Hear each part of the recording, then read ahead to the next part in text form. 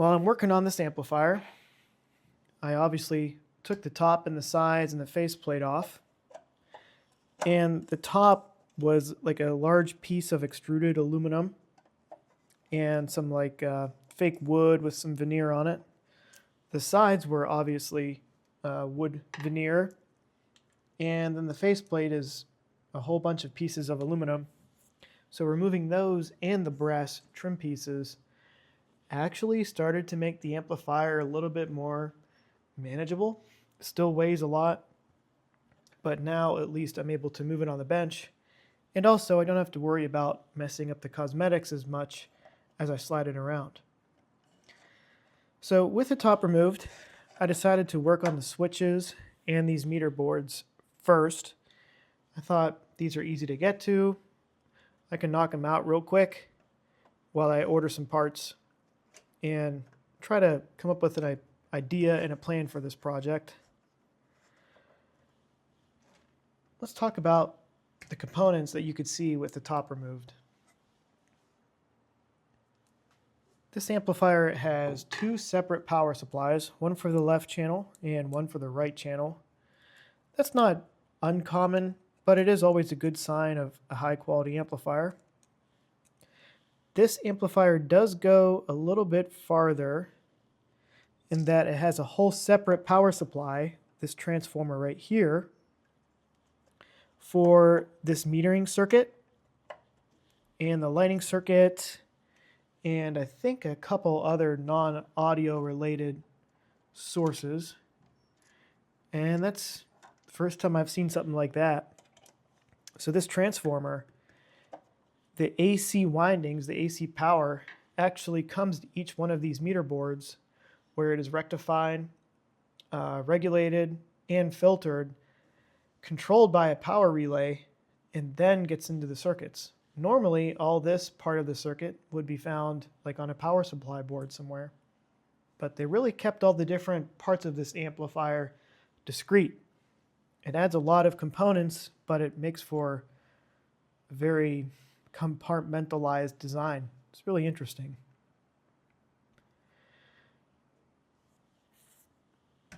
We have this transformer here, which is the auxiliary transformer. Two big toroidal transformers, one for the left channel, one for the right. Each channel has two capacitors, 33,000 UF for the positive and negative rails. And then we have these two devices right here that Onkyo called in-phase transformers. I haven't seen all of the audio equipment that has ever been made, but I've seen quite a bit of it, and I've never seen transformers used in this type of manner. These transformers, left and right, don't actually transform the voltage. So normally, a lower voltage would come in and you step up the voltage to something higher, or vice versa. These amplifiers are these transformers are actually used as like a filter before the AC gets to the rectifiers. So like the power comes into these big toroidal transformers, it gets transformed, and then it goes through these transformers. The voltage doesn't change, but these work in a way that cleans or removes some of the noise and junk that might be on those AC lines before they even get to a rectifier. It's bizarre. I don't really understand why something like that is needed. I guess it's one of those theoretical type of solutions to a problem that exists that may or may not be audible. Regardless, it's really interesting. These are almost like a choke. It's kind of a bad analogy, but actually looking at the schematic that they printed on top, most transformers, power comes in one side and comes out the other. So a high voltage to a low voltage, or a low voltage to a high voltage. But these actually have the power coming in the left side and leaving the right side. So there's no transformation of voltage because you're actually not, changing the polarity from the primary to the winding side of the transformer in that way. Basically, what you're forcing that transformer to do is take current and voltage in this direction, and the transformer will require that the voltage and the current in the opposite direction are the same but 180 degrees out of phase. And it's a way that, you know, if noise and current are coming in this direction, this would filter it out. Really a crude way of explaining it. I'm going to see if I can find more information from Onkyo to see why they thought this was so necessary. Still, really neat, really cool. Also adds a little bit of weight to it. As you can see, I'm reinstalling these meter boards. I did decide to replace all the capacitors and service these boards. There's a lot of weird information online about capacitors, and it's something that it's a really fun topic to talk about. So I usually stay out of it because everyone's entitled to their own opinion. But I'm of the opinion that these amplifiers and these devices are old enough that the electrolytic capacitors, even in something like this built in the late 80s, the capacitors are starting to show some age. And some folks will say, you know, pull out every capacitor, check the ESR, you know, check to make sure it's bad before you replace it. The thing is, when you take out an old capacitor, you introduce heat to it as you unsolder it. Then you test it. And then if you decide it's good, you put it back in. Now you've introduced heat yet again, and the part is still 25 years old. Or 25, almost 35, 40 years old. So when I look at these, I figure they're already towards, you know, the end of their life. They might last for a while longer, but they might not. The components are relatively cheap, and they're still available. In fact, there's no reason that you can't replace every capacitor in this transformer, in this amplifier, with a capacitor that's rated for a better heat cycle and a heat duty than the original ones. In fact, when it comes to all the different technicalities of capacitors, like accuracy of phase angle and internal inductance and inductive reactance, and all those wild statistics you'll get into in AC circuits, these, by and large, are a better capacitor. The new technology is really tough to beat. What I do is, whenever I work on a project, I make a list of all the capacitors, and then I order like dozens more than what I need. And now what I have amassed over the past few years is a huge inventory of capacitors in the most common sizes and voltages. So even if I have what I need on hand, I always just buy extras as I work on a project. So for example, the order I made in DigiKey to buy the capacitors just for these two boards and a few other oddball values I've already seen through the amplifier, that order cost me around like $80, but I bought 10 times the capacitors I needed. So now the next project that comes up, if it's just a few capacitors here and there, I don't have to buy a bunch just for that. It's a process that's worked well for me. And I know like Nishikon, that's the brand I use, they're beginning to phase out a lot of their capacitors that we use in this hobby. It's unfortunate. It's only a matter of time until they will no longer be available. But at the rate I go through these and the amount of projects that I do, I'm not like a full-time hi-fi shop. I'm not spitting one of these out every week. In fact, I doubt there's any hi-fi shops out there who are working on one of these amplifiers every week. But even still, there's enough capacitors out there to last for a long time. Plus, I got my whole inventory, and I'm sure down the road more people will be remanufacturing capacitors, or maybe a new brand will take over as being the industry standard. For me, I use Nishikon. I always make sure that I use good quality Nishikon parts, although none of them are bad. But in power supplies and areas around heat, I pay more attention to the operating temperatures they're designed to work in. Sometimes that means I'm even using like automotive style capacitors just because they're built for a higher temperature environment.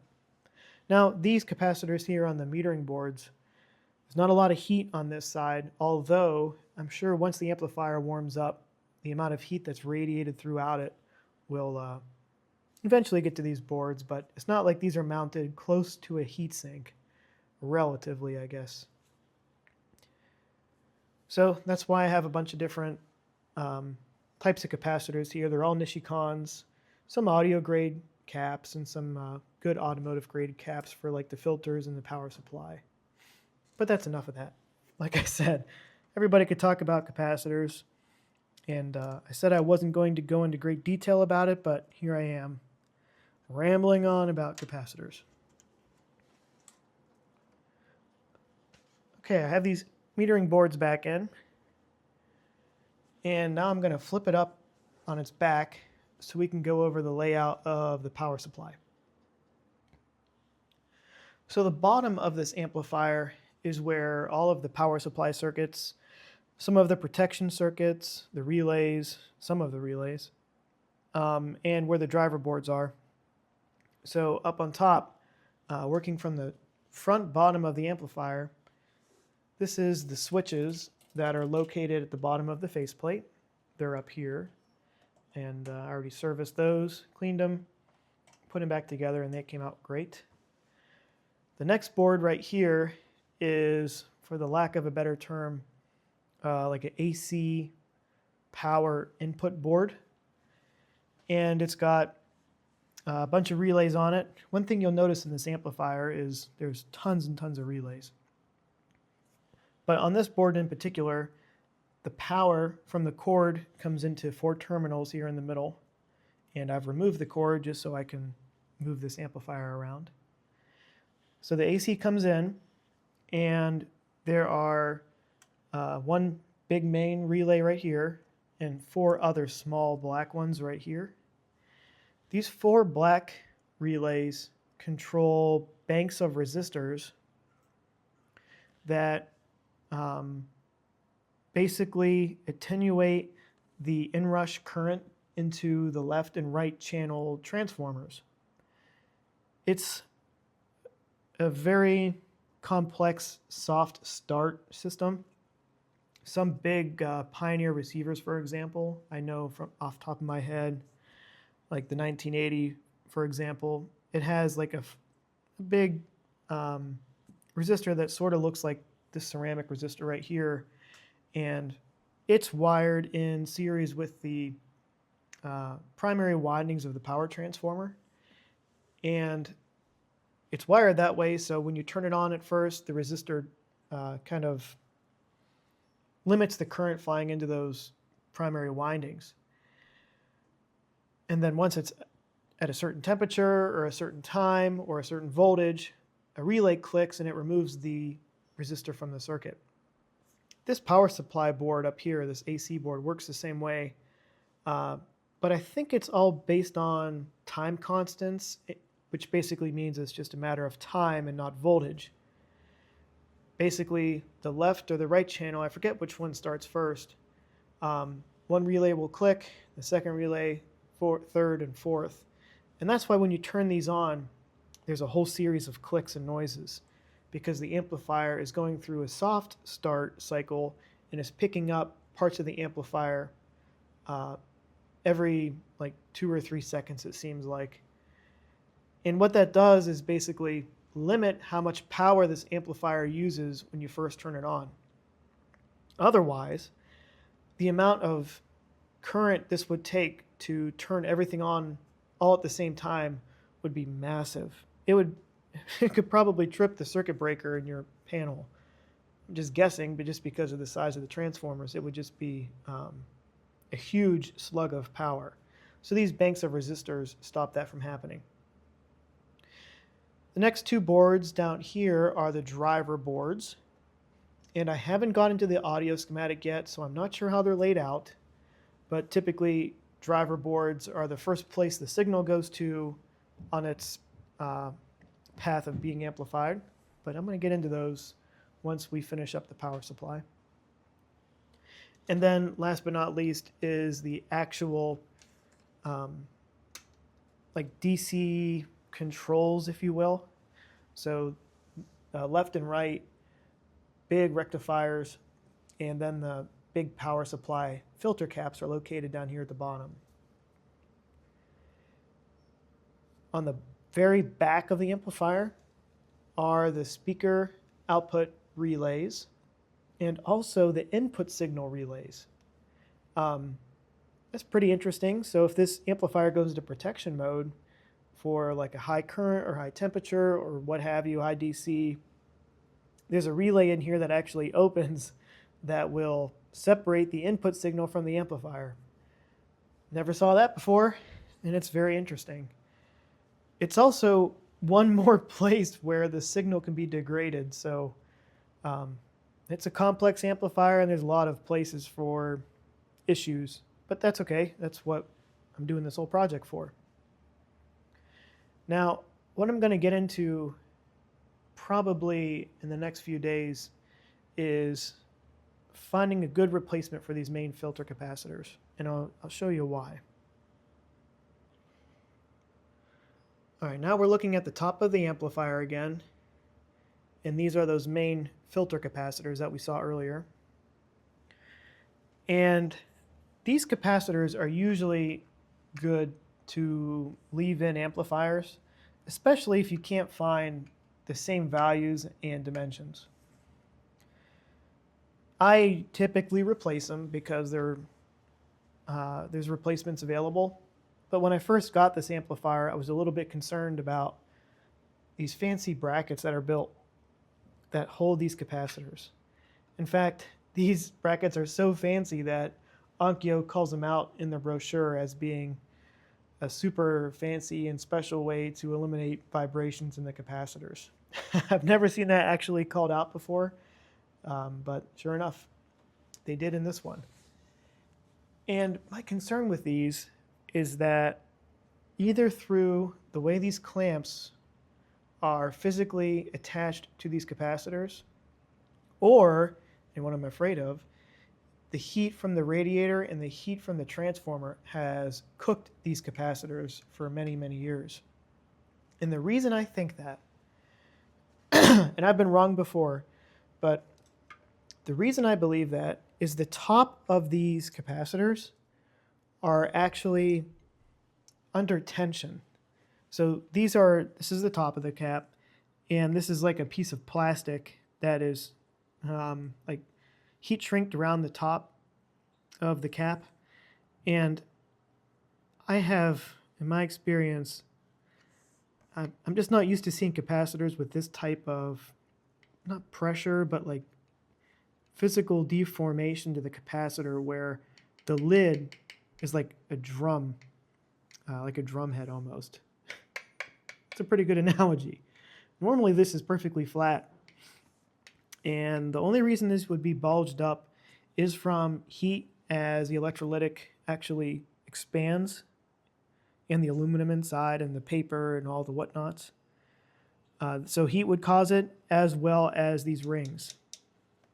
Now, if Onkyo put that much work into creating these mounts, I'd have to assume they did the R&D to determine that it wouldn't hurt the capacitor, which tells me this pressure has been caused by the heat. Now, these are 33,000 microfarad caps. These are pretty available. It's a size that I've seen before. In fact, I have 2 sets of 4 here in stock in my shop, but they're not the right dimension. They're like shorter and fatter. So my plan is to take these out and size equivalents as close as I can. If anything, I need them to be about the same height, and I would like them to be a little bit more narrow in diameter, and then I can have a 3D print of the difference in size and maybe kind of make new fake capacitors and place new capacitors inside the 3D print. Either way, I want to retain these clamps because it's what makes this amplifier so special. I'm a little bit concerned about getting to them. It seems like the back of the amplifier has to come off to get to the mounting screws. And once the back of this amplifier is off, well, then you're committed, because right now, as you can see, it's standing on the back. And that's the only way I'm able to get to everything. I really don't want to work on this amplifier while it's on its side. And there's no way that I've seen to lay it on its front. Well, I'll figure it out. I'll come up with some type of solution. But while I have the back off, of course, I'm going to work through this logic board and maybe replace, or I mean, there's so many relays. I might just clean the contacts in all these relays. I think there's going to be at least 8 of them back here. So yeah, that's the next step. I'm going to get that board done, the power supply done, put it back together, and do some testing with my total harmonic distortion analyzer and see if we made a dent in the values that we got when we first gave it a shot. So thanks for watching this video. I really do appreciate it, and all the comments I've read. A lot of good information there. So if you are working on one of these, or if you own one, or if you have any other specific questions about it while I have it apart, go ahead and feel free to ask. And the next video will probably be another week after this. I got a couple other audio projects working on. I have these fancy tweeter or resistors and these Focal tweeters for a Wilson Audio speaker project I'm also in the middle of. So I got plenty to do. But anyways, yeah, look forward to the next video in like a week or so, and thanks for watching.